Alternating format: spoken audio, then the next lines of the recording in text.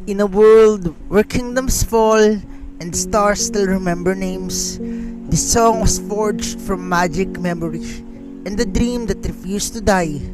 Welcome to a tale where wonder still breathes. This is the short story The Songbird and the Wind, a fable of love, silence, and devotion written by Jesus Pahampara.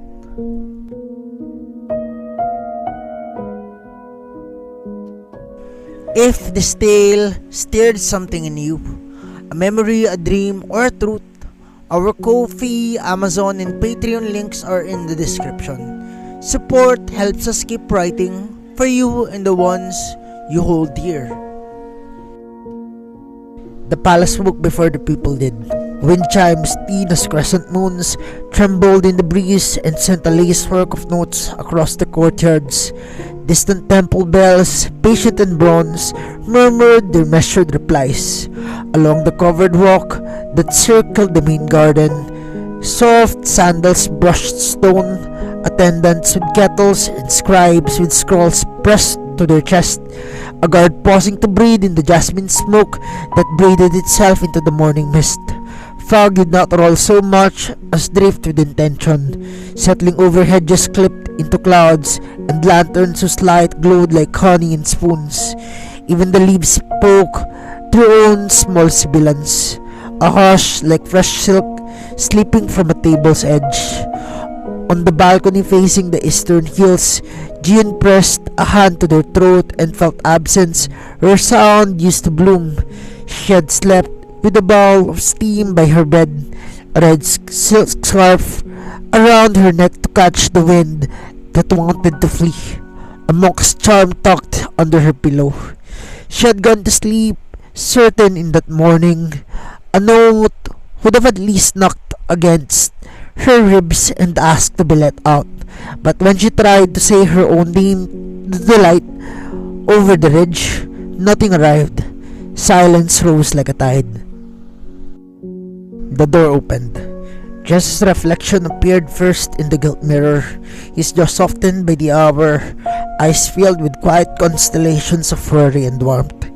He crossed the room and stood beside her in the window's pale square. The chimes feathered their music along the railing, and in the hush between them, the weight of not having grew. "Jieun?" he asked softly, as though not to startle the sound back into hiding.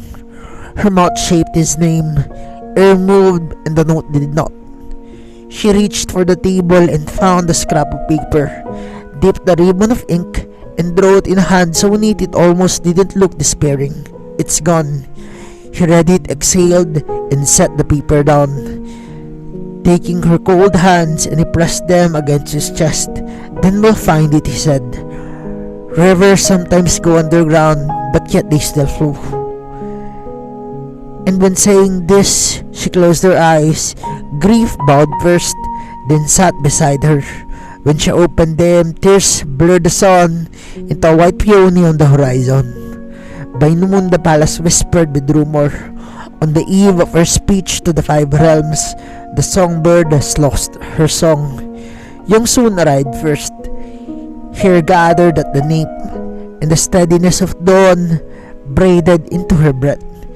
She brought a pot of carved with hibiscus, steaming with ginger and lemon and honey so thick it folded back into itself. Byul followed, already talking. It's fine. Voices go on vacation. We'll file complaint with the wind department," and produced a bright scarf, and she declared possessed of comic medicinal power. Wheein drifted with two cats whose tails curved like comets, their purrs already rolling like distant thunder. Jieun trailed behind, hair artfully disordered, holding a bowl of salt and chilies and a green. For gargling, she lied. "Okay, soup, but soup heals what pride can't." They made Jieun laugh, or something close to it. Shoulders shaking, eyes crinkling, no sound, and she wrote "Thank you for trying," and Yongsun stroked her hair. "We're not trying," she said. "We're keeping you company while the wind remembers your name." And that afternoon they tried everything.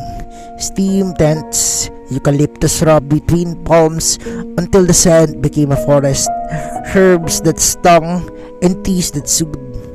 Byul, queen of bad ideas, occasionally crowned with brilliance, demonstrated vocal warm-ups that embarrassed even the curtains. When that made Jieun smile soundlessly, Byul took it as a victory and kept going until the maids down the hall were copying her bowels, and the east wing pulsed with the ridiculous ghost of sound. Wheein's cats decided healing required proximity and nested in Jieun's lap. Their bass purrs a borrowed song. Yejin told an outrageous story about a runaway gong until Jieun's silence trembled like laughter about to happen. Yongsun then prayed in quiet rhythm and dabbed the sweat from Jieun's brow with the patience of sunlight waiting behind clouds. Night fell in a violent exhale. Candles stirred the hall into a constellation of small suns, and Jess found Jieun in the west cloister, wrapped in a shawl, watching rain tread the garden. He leaned beside her. "Do you know the first time I heard you?" Her eyes lifted. "Under the plum blossoms," he said. "You'd left your shoes by the stepping stones. I thought someone had forgotten gravity. Then your voice, humming in private, soft enough to wake the petals but not birds, and I sat on the stairs and thought that if I move, the moment will vanish." She might have written that as the day the wind learned my name, but instead she traced on his palm. What if this is punishment? What if it never returns? He turned his hand to keep her words.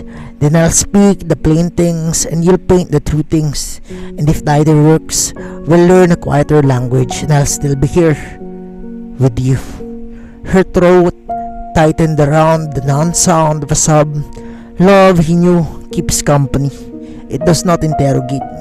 When Jieun was small, her grandmother taught skills by lining bright pebbles along the veranda rail, each pebble a note, and tapping them while Jieun's voice leapt from stone to stone. The voice, and her grandmother said, is a bird that lands only on an open hand.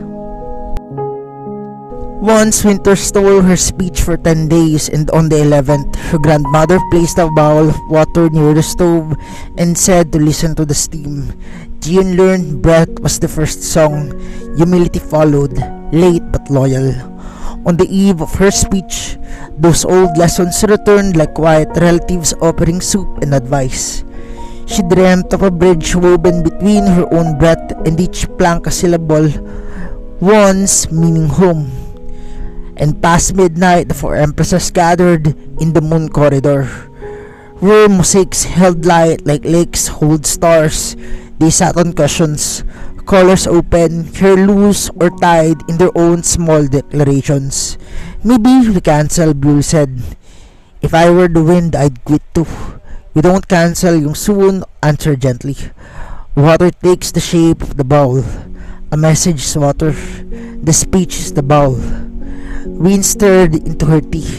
"I hate how fear makes quiet and I feel like a failure. Silence is honest. Jieun isn't less true for losing sound." Yeji nodded. "And yet the world loves shimmer. Maybe we give them a different shimmer.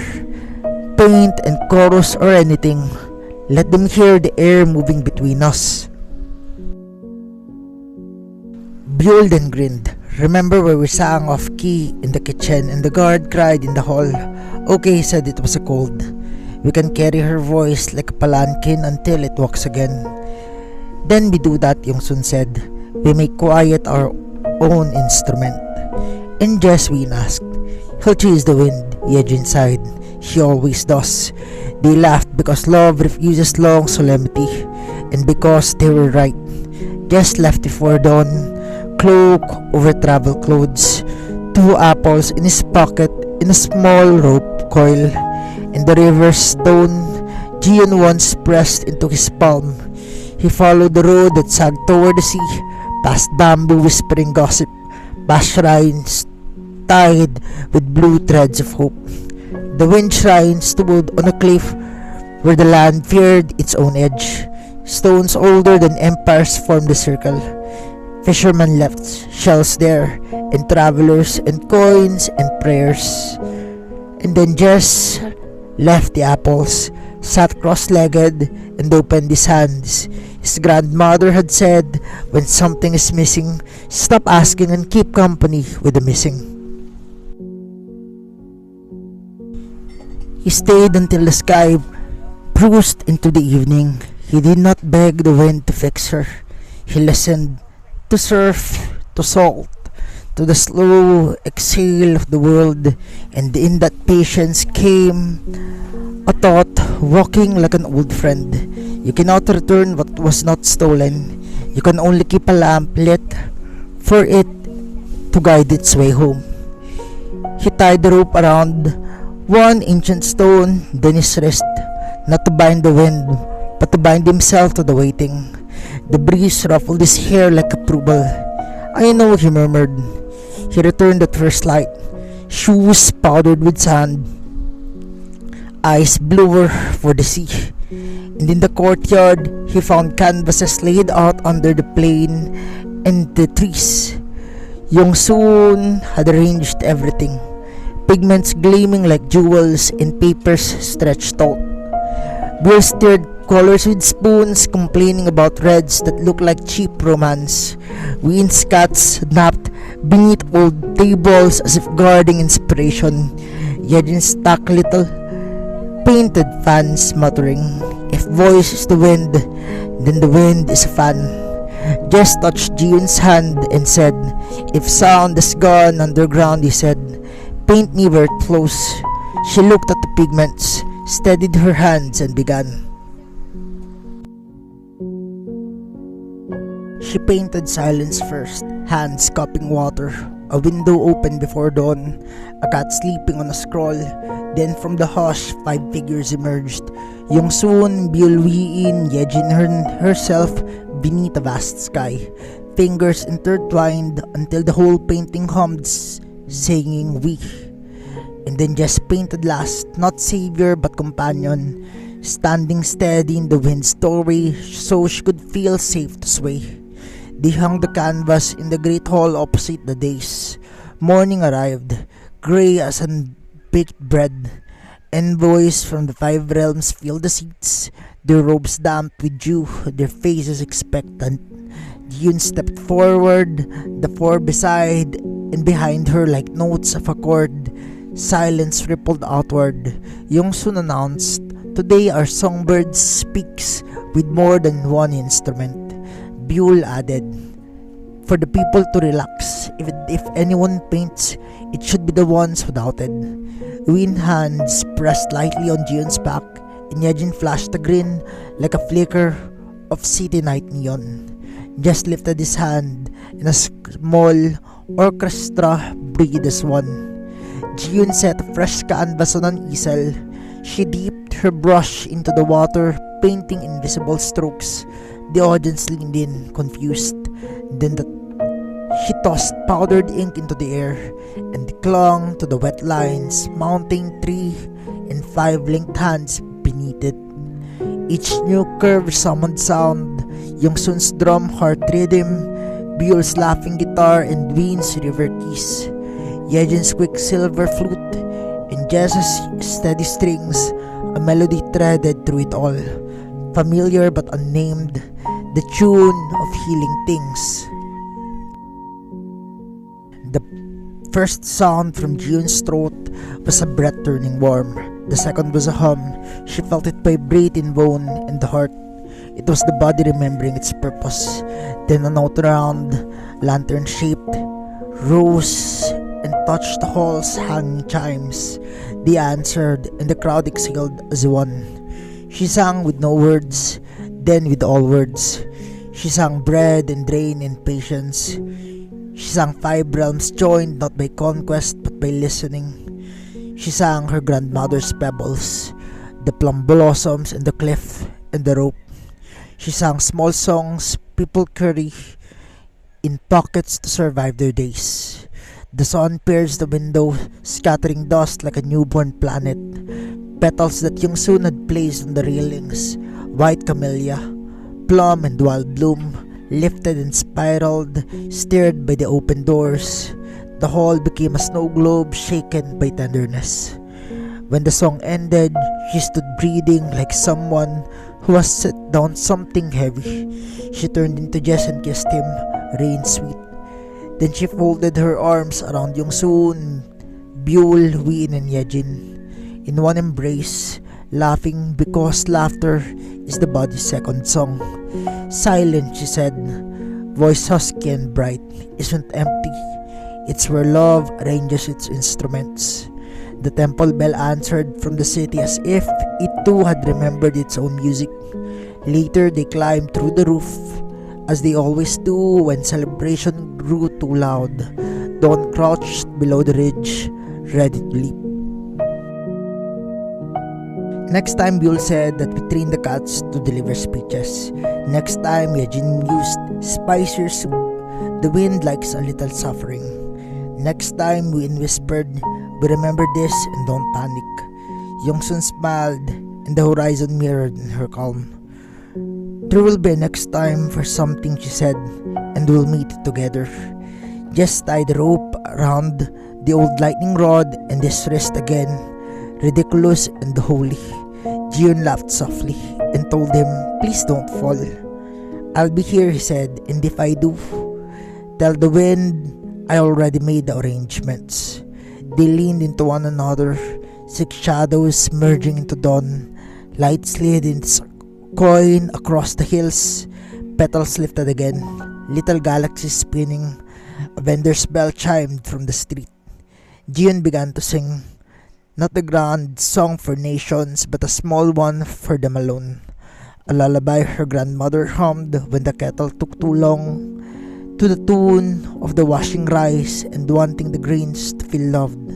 When she finished, nobody clapped. Wheein caught a petal, tasting its sweetness.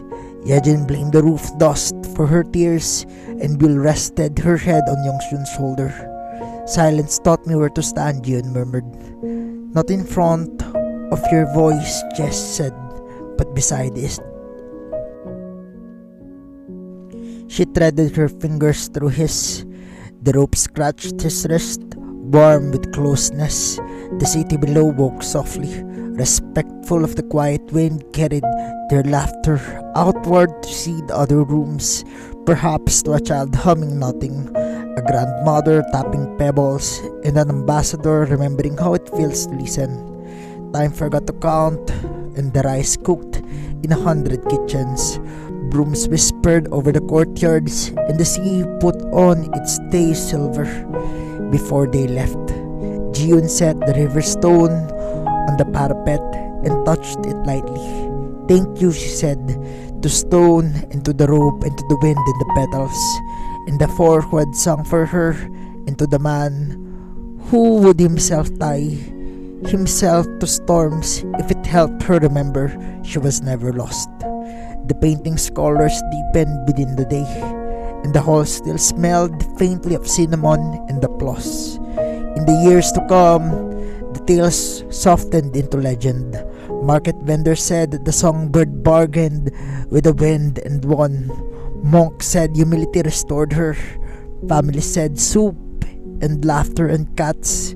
Inside the palace, they said nothing grand at all. They simply practiced gentleness. Just tie the rope.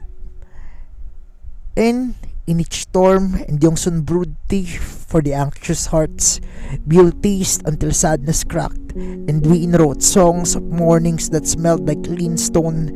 Yejin let her dresses get wet when someone wept against them. As for Jieun, her voice sometimes roared above ground, sometimes whispered beneath. She sang both ways. To a shy girl, she taught with pebbles on the table, saying, the bird lands where the hand gives it air.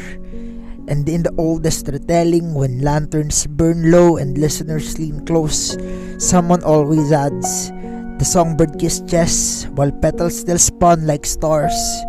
And he hugged her 4 sister wives until her pins protested, and said that for all time that silence does not punish. Silence teaches where to place your feet when the music asks you to dance. Jieun's the spark behind stories like this, clever, unexpected, and full of soul. I make this for her every day. If you enjoyed it too, feel free to like, share, and subscribe.